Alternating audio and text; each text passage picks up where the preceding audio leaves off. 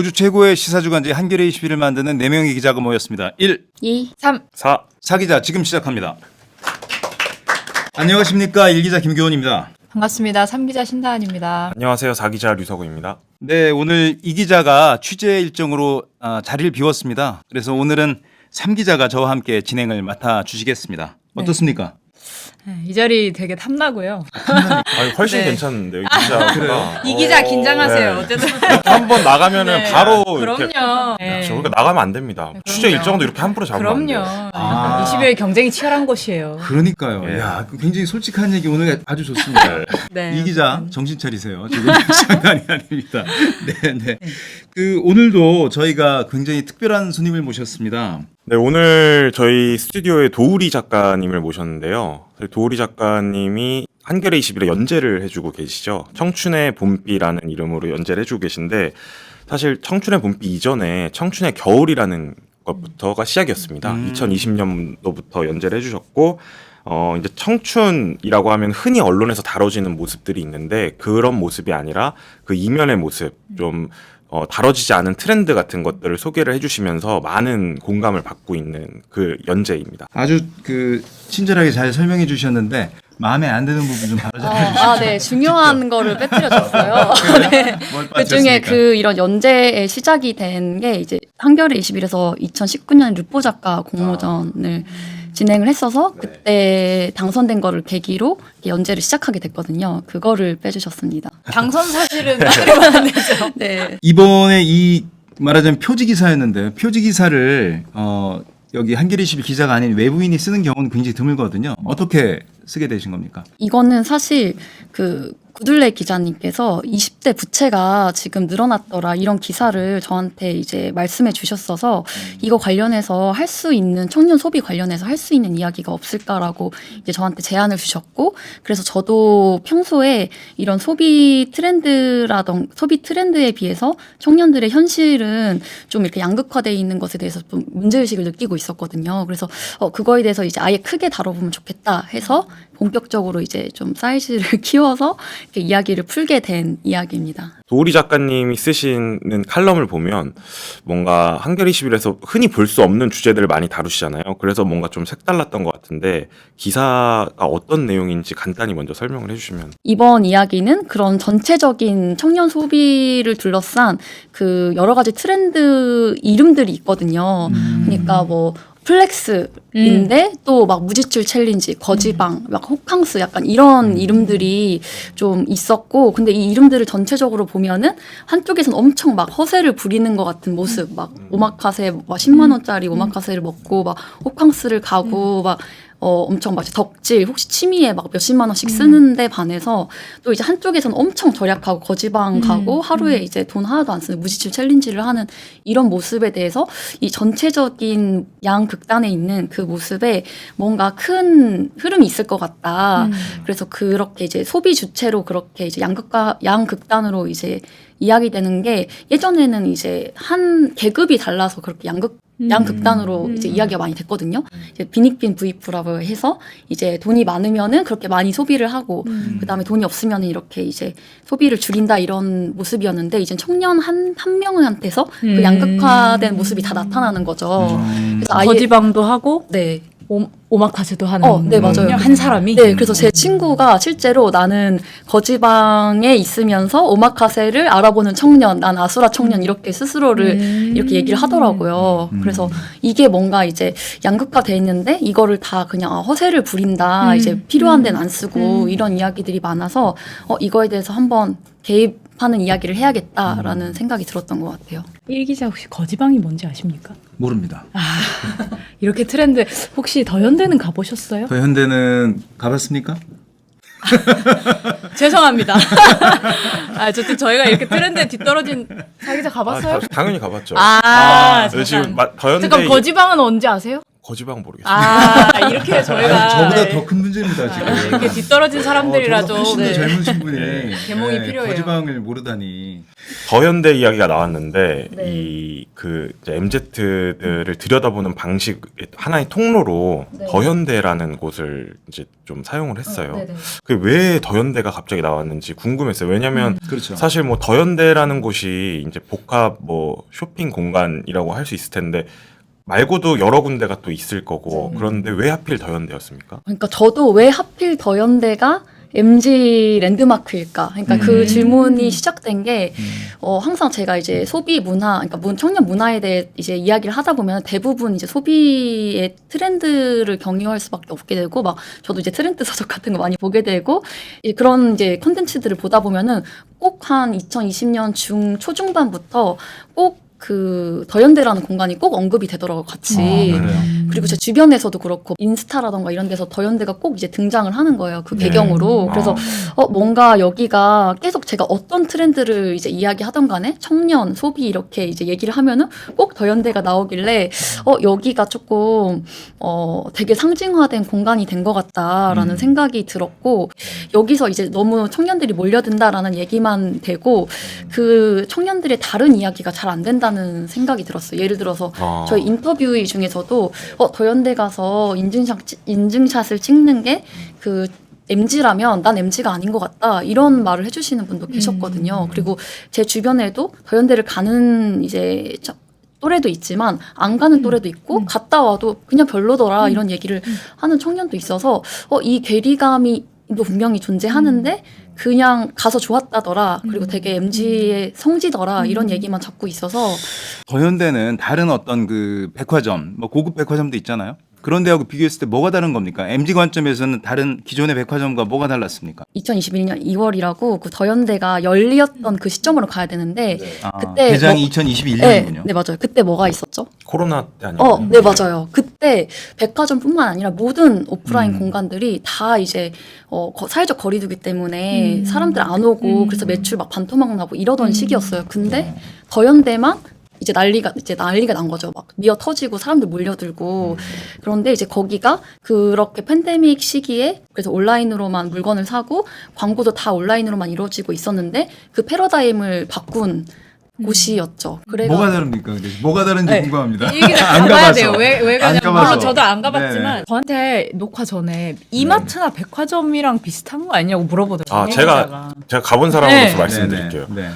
처음에 갔는데 놀란 게 백화점은 창문도 없고 보통 그렇게 빽빽하게 벌집. 네. 벌집처럼 이제 그 미로처럼 이렇게 돼 있지 않습니까? 더현대는 그 중앙 공간에 초록색으로 꾸며놓은 녹지 조경을. 같은 공간이 있습니다. 그러니까 사운드 뭐, 포레스트 나무들이나 아니면 그런 식물들을 가운데다 조성해서 저도 사실 거기 그 가운데가 사진 찍고 나왔거든요. 네. 그러니까 다른 백화점에서는 MG. 얻을 수 없는 경험이긴 하죠. 그런 것들이. 근데 이 그 뭐가 다른지에 대해서 아직 도우리 작가님 네. 답을 못 들었어요. 네, 드리려고 네, 네, 이제 네, 네. 제가 이것도 가져왔는데 그 더현대에 오. 놓여 있는 그 네. 팜플렛이에요. 플로어 층별 가이드라고. 네. 굉장히 예쁘네요. 네. 영수증이. 네.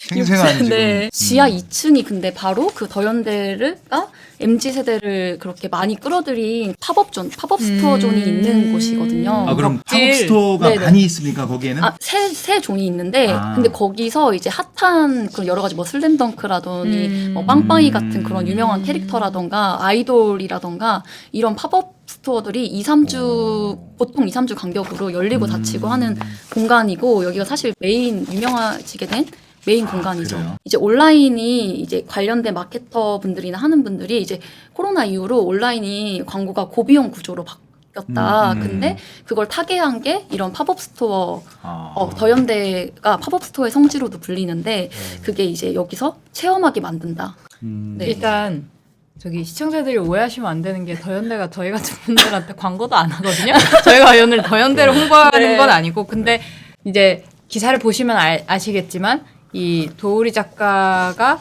캐치한 그 MG의 어떤 그 특징을 층별로 이렇게 비유해서 보여주고 있어서 저희가 더현대 설명을 이렇게 길게 하고 있는 거거든요. 기사를 보면 더현대를 가신 분도 있고 안 가신 분도 있는데 가면 보통 얼마 쓰나요? 보통 예. 저도 이번에 저랑 다른 두 분이랑 이제 취재를 갔었는데 예. 3명이서 한 3시간 정도 있었는데 5만 원 정도 썼거든요. 그러니까 아. 한 명당 2만 원이 안 됐고 실제로 네.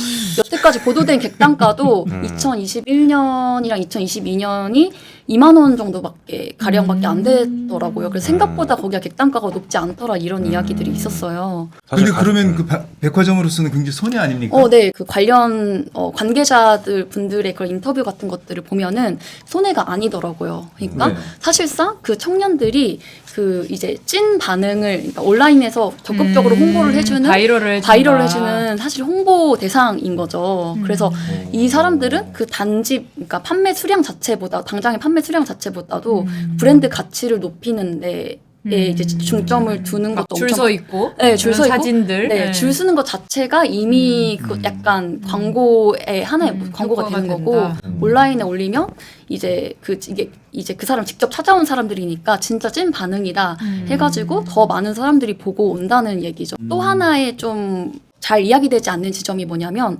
거기서 이제 좀 환영하는 고객이 또 이제 따로 있다는 거죠. 그러니까 아무래도 광고판이 되어야 되는 이제 고객이다 보니까 거기가 이제 커플이 아니면은 좀 오기가 좀 그렇다고 여긴다더라. 그리고 이제 준 연예인급 그 인플루언서들이 온다더라 이런 식으로 하면서 아무나 오면 안 되는 듯한 위화감을 이렇게 조성을 하는 것도 있어서 물론 이제 기업 입장에서는 조금 더 이제 바이럴이 될 만한 고객을 선호하는 것은 당연하겠죠. 하지만 이제 MZ의 랜드마크 성실하고 이야기 되는 것과는 그래도 좀 간극이 있지 않나라는 생각이 들더라고요.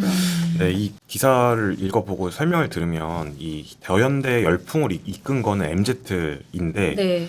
막상 기사에서 만나본 14명 중에서도 절반 이상이 네. 더현대를 가보지 않았고 지금 저희 여기서도 3명 중에 2명이 안 가봤고 아마 네, 이 기자도 안 갔을 것 MZ가 같아요. 아니니까. 아, 그쵸. 예, 예, 예. MZ 중에서도 안 간 사람 많고. 저는 안 가도 되는 거죠?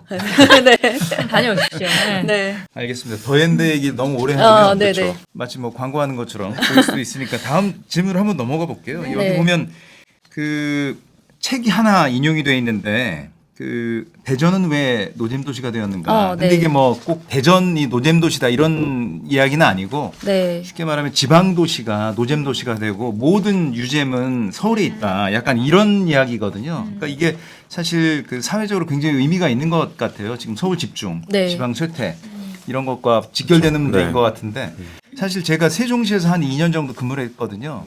근데 지방에 살면 생각보다 좋은 점이 굉장히 많습니다. 근데 이런 건 일종의 뭐라고 하나 약간 편향된 이데올로기 아닌가 그런 생각도 들어요. 젊은이들을 약간 죄송하지만 선동하는. 이 네. 기자가 MZ가 아니라서 그런 것도 있어요. 그러니까 무슨 그래요? 얘기냐면 그 전원이 한적할 만한 나이가 아니라는 거예요. 이 MZ에게는 그것이 근데 지루함이죠. 그건 단지 이제 한적함 이런 걸 말하는 게 아니라 삶의 질이 지방에 사는 게 훨씬 더 높아요. 아, 그러니까 그치만, 한번 예, 잠깐만. 네네. 네, 우리 도우리 작가님 말씀을 예, 좀 들으면 안 죄송합니다. 될까요? 네. 이제 대전이 뭐 성심당 빵으로 되게 유명하잖아요. 맞아요. 그래서 맞아요. 그거 외에는 볼 게 없다. 근데 여기뿐만이 아니라 수많은 다른 도시 뭐 인천 같은 경우는 제 고향인데 거기 뭐 마계 인천이라던가 뭐 이런 별명이 있고 그거 외에는 이제 별다른 특징이 없는 이게 이제 그리고 서울이 사실상 그런 재미의 중심에 있는 이런 거에 대해서 이제 비판적으로 바라보는 그런 책인데요. 저도 좀 공감이 되고 여기서 말하는 그 유잼의 그 차원은 서울이 모든 것을 독점한다. 그러니까 지금 더현대도 그 서울과 전국에 있는 하프를 다 모아놨거든요. 그러니까 사실 더현대도 서울도 안 그래도 지역의 모든 하프를 독점하고 있는 대체로 맞아요. 독점하고 있는데 그 거기 중에서도 더현대는 그 서울에 있는 또 하프를 독점하고 편집해서. 있는 맞아요. 거죠. 그래서 이제 인기가 많은 그런 것도 있는데 그 유잼의 핵심이 이제 SNS 특히 SNS를 경유해서 인증샷을 딱 찍었을 때 뭔가 딱 인스타그래머블이라고 보통 얘기하죠. 딱 감성 있는 이미지로 딱 포착할 만한 그런 이미지여야 그게 재미가 있다라는 식으로 다 이제 재미가 환원이 되고 다른 지역들도 서울의 그런 재미를 약간 따라하고 그래도 아무래도 모방하는 거다 보니까 조금 서울보다 좀 그 이미지가 모방하는 건 조금 떨어지게 마련이잖아요. 그러다 보니까 대전이나 이런 데 가도 사진 찍을 만한 감성이 있는 그런 분위기 있는 핫플이 없다더라 이런 얘기로 많이 이야기가 유지가 된다라고 이제 말씀을 하시더라고요. 그래서 저도 사실은 방금 말씀하신 것처럼 전원생활하고 막 이제 자연에 이제 가고 이런 거를 지금 당장 생각하면은 재미가 없다고 느껴지거든요. 한편으로 그러면서 이게 문제의식이라고 느껴진 게 약간 유잼과 노잼의 그런 감각이 저도 많이 특히 SNS 같은 걸 하면서 되게 많이 잃어버린 것 같다는 생각이 들더라고요. 그래서 그런 유잼과 노잼에 대한 기준을 조금 달리 잡아야 되지 않을까. 이런 소비 공간이라던가 핫플 이런 자본주의적으로만 네, 볼게 이미지 아니죠. 감성 이런 거 말고 조금 다른 방식으로 지역이라던가 그 공간과 관계 맺을 수 있는 다른 재미가 좀 발굴돼야 되지 않나 이런 생각이 들더라고요. 젊은이들이 지방이 없기 때문에 그 소셜미디어 활동 같은 것이 지방에서 좀 적은 것 그런 것 아닌가 하는 생각도 들어요. 근데 인구의 문제만은 아닌 것 같아요. 왜냐면 핫플은 경주도 옛날에는 경주 가면 뭐 첨성대 보나 뭐 이랬는데 요즘은 네. 다 경리단길에 가잖아요. 그러니까 그거는 핫플과 이미지가 얼마나 재생산되느냐의 문제가 그러니까. 아닌가요? 네, 저도 그런 시각이 좀 동의 되는 것 같아요. 저도 예전에는 뭐 경주 생각하면은 그런 이제 좀 유적지를 좀 그래도 떠올렸던 것 같은데 저 학교 다닐 때만 해도 이제는 진짜 말씀하신 대로 경리단길 막 이런 쪽으로만 생각이 되는 것 같고. 황리단길 말씀하시는 거 아니에요? 경주는 네네네 맞습니다. 경리단길은 서울에 있는 거. 네네 잘하시네요. 네. 그럼 아직- 그건 좀 제가 합니다. 네. 저희가 아직 그 녹화 초반에 했던 질문에 대한 답을 못 풀었어요. 그러니까 그들이 네. 왜 아수라가 되었는가? 네네. 이제 그것을 예, 본격적으로 예. 시작해야 될 것 같습니다. 우선은, 이게 저는 그 인터뷰에 총 14분을 인터뷰했는데 그 중에서 가장, 흥미로웠던 그 사례가 맥시멀리스트와 미니멀리스트 두 분이 계신다는 거였어요. 한 사람 안에? 아니요. 그 각각 각각이요? 다른 예, 분이요. 예. 네. 근데 그 또 흥미로웠던 거는 그 미니멀리스트가 가장 고소득자셨거든요. 예. 그러니까 세전 450만 원을 벌고 계셨고. 그렇습니다. 네, 그쵸. 정규직에 뭐 부채도 없고 그런 것도 없는데도 거의 이제 집에 보면은 책장 다 텅텅 비어 있고 서랍도 맨 위에만 이렇게 채워져 있는데 그것도 딱 그 일부만 이렇게 채워져 있고 옷도 막 8벌 정도밖에 안 걸려 있고 그러신 분이었어요. 그분이 이제 그리고 심지어 그분은 디지털 그런 것도 디지털 공간도 다 미니멀로 이제 추구하셔서 5,000장만 남기려고 하고 있다. 이렇게 말씀을 사진이요. 네, 사진들. 네. 그것까지 이렇게 이제 줄이고 계시는 분이었고, 맥시멀리스트이신 분은 뭐 이제 그분도 뭐 소득이 엄청 뭐 적은 건 아니고 한 330 정도 되시는 분이셨고, 그분은 이제 취미가 엄청 많으셨어요. 막 이제 방탈출 카페도 주기적으로 가야 되고, 친구도 일주일에 2번은 만나고 가야 되고, 뭐 음악, 미술 레슨도 받고, 뭐 이제 뭐 여기저기 이제 막 여기저기 돌아다니시고, 근데 이제 OTT 같은 구독 서비스도 엄청나게 많이 이용하시고 그러시는 덕질 같은 것도 되게 많이 하시는 분이셔서 그분이 이건 난 꼭 해야 된다. 그래서 불황인 거 알지 않냐 이렇게 말씀하시니까 이건 진짜 최소로 한 거다라고 하시면서 이걸 어떻게든 이제 지키기 위해서 막 통장도 막 40개로 쪼개가지고 이렇게 이제 그거 관리하시면서 그 모든 취미를 다 지키고 계시더라고요. 그래서 그렇게 그 두 분의 사례가 좀 되게 인상적이었어요. 그 미니멀리스트 분께서는 관심 갖고 있는 그런 분야가 없었습니까? 모든 분야에 대해서 미니멀리스트였나요? 네, 거의 진짜 모든 분야가 미니멀이셨고, 사실상 그분한테 이제 따로 막 특별한 취미는 없으신데, 이제 다만 이제 친구를 만나는 거 정도? 그리고 이제 그분이 이제 애인이 있으셨어요. 그래서 애인 만나는데 애인도 집 데이트로 이제 전환하셔가지고, 집 데이트도 이제 5만 원 정도 이제 이내로 이렇게 하시고, 막 공원 산책 가고 이런 정도시고, 이제 그래도 그나마 그분이 좀 그래도 장기적으로 조금 염두에 두고 계시는 거는 예. 내 집 마련 이런 거였어요. 그렇겠죠. 네네네. 돈을 모아야 돼서 그렇게 하시는 것 같은데. 네네네. 네. 근데 그런 어떤 그 미니멀리스트와 맥시멀리스트의 어떤 소비 성향의 차이가 있습니까? 어떻게 다른 겁니까? 네. 그래서 이제 원래는 제가 이제 말씀드렸던 것처럼 처음에는 청년이 뭐 거지방에 있으면서 오마카세를 알아본다. 이게 사실은 어떻게 보면은 제가 나머지 청년, 그러니까 제가 미니멀리스트라고 소개드렸던 이분을 제외한 거의 나머지 분들이 다 이런 모습이셨어요. 막 난방비 아끼고 막 옷 껴입고 막 이러시면서도 막 축구 유니폼을 막 수집하신다던가. 네, 그리고 뭐 또 다른 분도 이제 씻을 때만 난방 틀고 막 밥도 혼밥할 때는 막 삼각김밥을 드시면서도 이제 막 그런 그 더현대 가서 빵빵이 되게 좋아하셔가지고 그런 이제 상품은 꼭 구매를 하셔서 그렇게 구매를 하신다던가 이런 식의 분들도 되게 많으셨고 이 방금 맥시멀리스트라고 하신 분들도 나머지 막 혼밥할 때도 진짜 진짜 대체로 다 혼밥할 때 편의점을 많이 이용한다. 집에서 많이 해결한다. 이제 요리해 먹는다. 그런데 이런 팝업 스토어는 가시는 거죠. 네네 하고 이 맥시멀리스트이신 분들도 평소에 그렇게 아꼈다가 친구 만날 때나 이럴 때는 아끼지 않고 이제 이야기를 들어보면은 14명이 정말 다 다른 성향이고 다 개성이 강하고 그런데 네. 좀 공통점으로 느껴지는 게 자기가 관심 있지 않은 분야에 대해서는 극단적으로 소비를 줄이고 관심 있는 분야에 대해서 그걸 그러니까 뭐라 해야 되죠? 정말 소비를 많이 하는 그런 비슷한 경향이 있는 것 같아요. 제가 느껴지기에는. 근데 그런 것들이 어떻게 보면 지금 MZ의 특성이라고 말할 수 있을까요? 네네 맞는 것 같고 다른 청년분들 인터뷰하면서 그게 다들 양극화된 것 같다 이러시면서 주변에 나뿐만이 아니라 주변에도 그런 것 같다 이런 말씀을 하시더라고요. 그래서 저도 거기에 공감이 됐고 근데 이제 이게 왜 그러냐라는 걸 이제 좀 이제 파보다 보니까 저도 이제 나중에는 질문을 추가해봤어요. 예. 어떤 질문을 추가했냐면은 앞으로 결혼, 출산에 그 의향이 있으시냐, 지금 연애를 하고 계시냐 이거를 추가를 했더니 예. 유의미한 좀 차이가 발견되더라고요. 예를 들어서 그 맥시멀리스트이신 분과 미니멀리스트이신 분이 계셨잖아요. 네. 근데 그 미니멀리스트는 다른 데는 돈 다 안 쓰는데 이제 결혼에 의향이 있으신 분이셨고 그래서 내 집 마련에 어쨌든 조금 더 거기에 이제 투자를 하려고 하시는 경향이 있으셨고 또 다른 한 분은 이제 연애하고 계시고 앞으로 이제 결혼 계획이 있다. 그래서 돈을 막 모으고 있다. 이제 이런 말씀을 하시면서 그 주식 투자까지 하고 계시는 분이 계셨는데 그래서 그분이 생각할 때는 뭐 예전에는 케이스를 뭐 3만 원짜리 이렇게 썼는데 이제는 그 3만 원이면 테슬라 뭐 0.3주인가 뭐 그거네 이렇게 사실 아깝다라는 생각이 들어서 이제 다이소에서 그냥 5천 원짜리 쓰고 계신다 이렇게 말을 하시더라고요.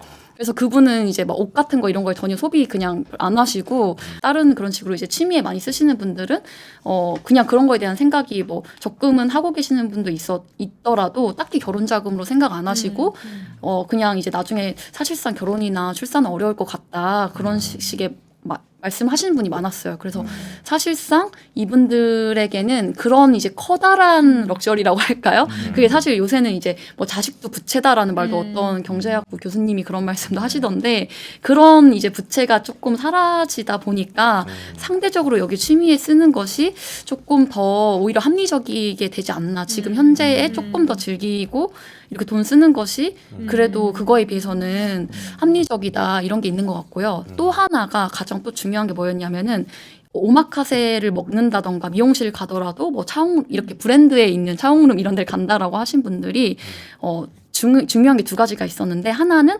그 약간 거기 가면은 대접받는 느낌이 든다라는 거였어요. 내가 대접받고 대우받는 기분이 들어서 그게 아깝지가 않더라라는 이야기를 다 공통적으로 약간 경험에 대한 대우받는 듯한 이야기를 하더라고요. 그래서 이게 뭔가 청년들이 소비를 통해서만 뭔가 대우받는 듯한 경험을 이렇게 받을 수 있는 게 아닐까라는 게 일단 첫 번째로 들었고 두 번째는 이제 뭐 좀 얘기가 길어지는데 여기서 한번 자르고 가겠습니다. 예, 자르고 가고 여기 보면 그 MZ 세대 소비와 관련해서 개인적인 삶으로만 구성돼 있어요. 이 기사는. 네. 근데 사실 사회적인 삶도 중요하잖아요. 네. 그러니까 MZ 세대는 그 사회적인 삶을 어떻게 생각하고 어떻게 그 구현하거나 이렇게 살아가려고 하고 있습니까?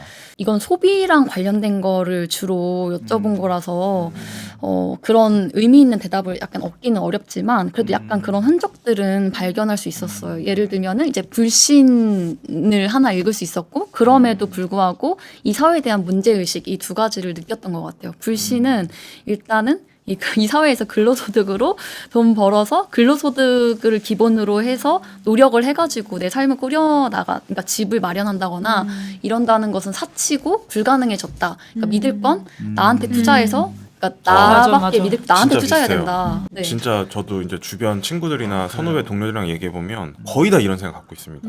그러니까 이전처럼 내가 회사에서 평생 정년까지 일해서 일해봤자. 먹고 살아야지라는 생각을 가지고 있는 사람이 단 한 명도 없어요. 진짜로. 네. 근데 근데 또 신기한 건 공통적으로 이야기했던 게 뭐냐면 처음에 이제 월급 중독이라고 해가지고 처음에는 되게 회사에 좀 열의가 있었대요. 열심히 했는데 이렇게 열심히 하다 보니까 열심히 할 필요가 없구나. 이렇게 해도 제대로 돌아오는 피드백도 없고 막 부당한 이런 뭐 갑질 같은 것도 있고 이렇고 이제 이 월급으로는 평생 아무리 참아서 이거 견뎌도 이게 이제 앞으로 평생 이걸로 먹고 살 거라는 이제 생각이 없으니까 이제 그런 열의를 잃어버리고 이제 오히려 이제 개인적인 취미나 이런 것에 조금 더 집중하는 그런 느낌 혹은 아예 이제 시드머니가 있으시다면 주식 투자로 이렇게 굴려서 회사 내에서 회사 일보다 주식 투자 얘기를 더 많이 하게 되는 이런 식으로 나타나게 되는 것 같더라고요. 그래서 그게 일단 공통적인 거였는데 그럼에도 자본주의 사회에 너무 쩔어 있으면 안 될 것 같다 이런 말씀을 하시거나 하시는 분도 계셨고 또 어떤 분도 공동체에 대한 이야기를 하시는 분이 딱 한 분 계셨거든요. 근데 예, 그 14명 중에 한 명이 예, 있었습니다. 근데 그분은 좀 이제 교육 이런 거를 좀 보육 이런 것에 좀 종사하시는 분이었는데 근데 그분도 그래도 이 사회에 기대서는 안 될 것 같다라는 말씀을 하셨고 약간 좀 특이했던 게 MZ처럼 살고 싶지 않다 이런 말씀을 하시더라고요. 근데 그게 그러니까 MZ가 보통 뭐 책임감이 없다 이런 식으로도 많이 얘기가 되니까 비하되니까. 그런 의미에서 그런 식으로 이제 안 좋은 경험을 하다 보니까 나는 그러지 않아야지라는 말씀을 하셨는데 하지만 그래도 이 공동체를 완전히 믿을 수는 없을 것 같다 하면서 어느 정도 독립적으로 살면 자기가 책임질 건 책임지면서도 어떻게 이 공동체에 대한 이걸 어떻게 가져갈 수 있을지 좀 고민이긴 하다 이런 분은 한 분 정도 계셨던 것 같아요. 제가 말씀 쭉 들으면서 정리가 좀 되는 것 같아요. 그러니까 아수라 청년이 왜 생겼을까 생각하면 내가 원하는 영역에서 누구나 사실은 자기가 원하는 영역에서 극단적으로 만족적인 경험을 추구하고 싶고 근데 그러려면은 매번 그렇게 할 수 없으니까 나머지 부분에서 극단적으로 또 다이어트를 해서 내가 원하는 그 영역에서만큼은 왕처럼 누리는 그 경험을 하고 싶은 거고 이제 사실 생각해보면 저희 어머님들도 콩나물값 다 아끼고 했는데 그때는 그게 가정을 이루는 방식으로 이렇게 보상받을 수 있다고 생각해서 그렇게 했을 텐데 이젠 그게 안 되니까 그 팝업 스토어 같은 방식으로 가는 게 아닐까라는 생각을 해보게 됐던 것 같아요. 네. 약간 기사가 마지막에 반전이었어요. 저한테도 반전이었습니다. 반전이었던 게 뭐냐면 네, 약간 해피엔딩. 그렇죠. 그러니까 근데 이게 저희가 흔히 생각하는 MZ의 이미지가 있고 이 기사에서도 맞아요. 정말 다양한 성향을 가진 MZ들이 나오잖아요. 주관도 확실하고 이제 뭐 아까 말했듯이 근로소득이 전부가 아니고 회사가 인생의 전부가 아니고 이렇게 생각하는 사람들이기 때문에 오히려 나만 잘 살면 된다라고 생각할 줄 알았는데 네. 결국엔 가장 중요한 가치가 다른 사람들과의 관계 네. 어떤 그런 소중한 관계를 되게 소중하게 여긴다 이런 네. 이제 기사의 말미가 이런 결론으로 났는데 그게 잘 선뜻 와닿진 않았어요. 그러니까 제가 생각하기에도 그렇게 관계를 중요시하나 그런 것 같진 않거든요. 왜 이렇게 네. 그러니까 저도 조금 의외였던 게, 그러니까 정말 그런 이제 앞으로 결혼 생각이 있으신 그런 소수 한 두 분 정도를 제외하고는 다들 친구와의 약속은 내가 혼자 편의점에서 이제 컵라면이나 삼각김밥을 먹더라도 친구와의 약속은 꼭 지키고 거기서는 아끼지 않으려고 한다 이 말씀을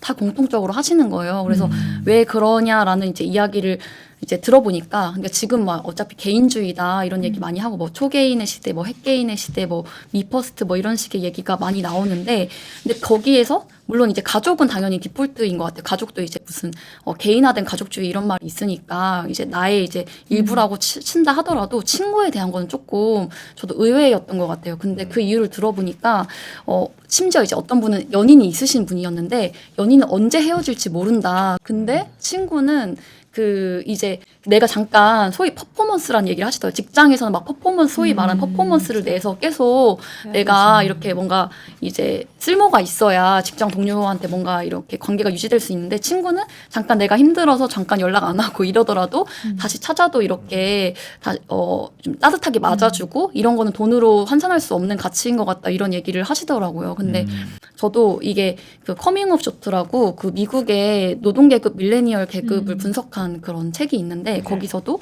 이제 모든 것이 불확실해진 그러니까 성인이 되게 어려워진 리스크 사회에서 그 관계에 헌신하는 것을 두려워해서 이제 연애도 잘 안 하게 된다 이런 청년들의 얘기가 나오거든요.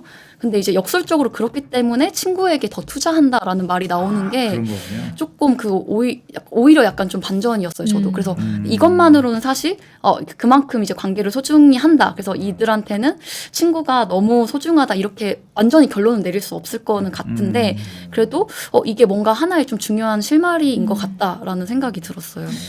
알겠습니다. 그것도 조금 서글픈 얘기네요. 그러니까 다른 어떤 직장 관계라든가 다른 사회 관계, 어떤 연인 관계에서 충분히 자기가 안정감이나 만족을 얻을 수 없고 그래도 가장 안정적으로 오래 갈 수 있는 친구에게 뭔가 의지하는 약간 그런 느낌도 좀 들고 그러네요. 저는 그죠? 이야기를 듣다 보니까 지금의 MZ들이 친구를 소중하게 여긴다보다는 친구 같은 사람이 필요한 것 같아요. 정말 그걸 터놓고 자기만을 응원해 줄 수 있는 그 외에 오히려 많이 없기 때문에 그런 걸 더 소중하다고 여기지 않을까 이런 생각이 드네요. 알겠습니다. 오늘 도리 작가님 모시고 이야기 들어봤는데 사실 더 많은 재미있는 이야기를 할 수 있을 것 같은데 네. 시간이 제한되어 짧아서 있으니까 아쉽습니다. 마지막으로 네. 오늘 여기 나와서 좀 이 얘기 하고 싶었는데 저희가 질문하지 못한 것 그런 거 있으면 한번 말씀해 주시죠. 중요한 거는 갓생이 트렌드에서 담론이 됐다. 이 얘기가 중요하게 기사에도 나오고 있거든요. 한겨레 21을 봐주세요. 자세한 이야기는 한겨레 21 직접 본문을 봐주시기 저희 바랍니다. 매뉴얼도 다 보고 오신 거예요. 네네. 그러면 오늘 도리 작가님 여기서 보내드리고요. 2부는 어떤 내용 준비하고 있죠, 우리? 그 지난주 표지 이야기였죠. 네. 알코올 사용 장애에 관해서 다룬 서혜미 기자가 나와서 같이 이야기 나눠볼 예정입니다. 1부는 여기까지 하겠습니다. 오늘 도리 작가님 나와주셔서 감사하고요. 2부에서 뵙겠습니다. 고맙습니다. 네, 감사합니다.